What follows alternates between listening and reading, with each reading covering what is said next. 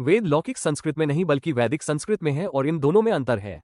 वैदिक संस्कृत संस्कृत भाषा का प्राचीनतम रूप है और इसलिए लौकिक संस्कृत विद्वानों के लिए भी इसे समझना कठिन रहा है। प्राचीन भाषाओं के साथ ये समस्या रहती है।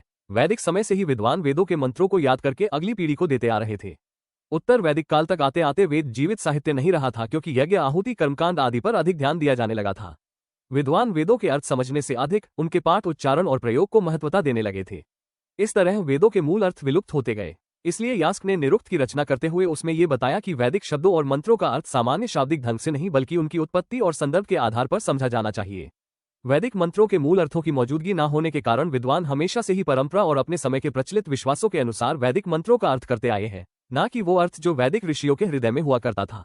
अलबरूनी ने भी लिखा है कि लोग वेदों का अर्थ किए बिना पाठ करते हैं और इनका अर्थ जानने वाले बेहद थोड़े हैं और वेदों के विषयों या व्याख्या पर शास्त्रार्थ करने वाले तो उनसे भी कम है।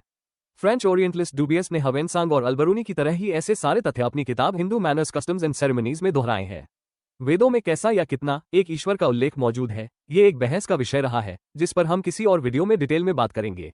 उत्तर वैदिक काल में वेद ज्ञान द्विज यानी ब्राह्मण, क्षत्रिय और वैश्य वर्णों तक सीमित कर दिया गया था और शूद्र वर्ण को पूरी तरह वेदों से वंचित रखा गया था। स्त्रियों के साथ भी काफी हद तक यही व्यवहार किया गया। आज भी आम लोगों का वेदों से कटे हुए होने या अन्य ग्रंथों जैसे गीता, रामचरितमानस और दर्शन आदि से अधिक जुड़े होने के कई कारण दिखाई देते हैं, जैसे कि प्राचीन काल से ही सामान्य जन को वेदों और संस्कृत से वंचित किया जाना, प्राचीन, गूढ़, जटिल और गहन होने के कारण वेदों के विषयों को समझना कठिन होना, वेदों में कथाओं, रोचकता, प्रासंगिकता आदि का कम होना, वेदों के अनुवादों या दृष्टिकोणों में अंतर पाया जाना और वेदों की सामग्री का सीमा से अधिक होना आदि।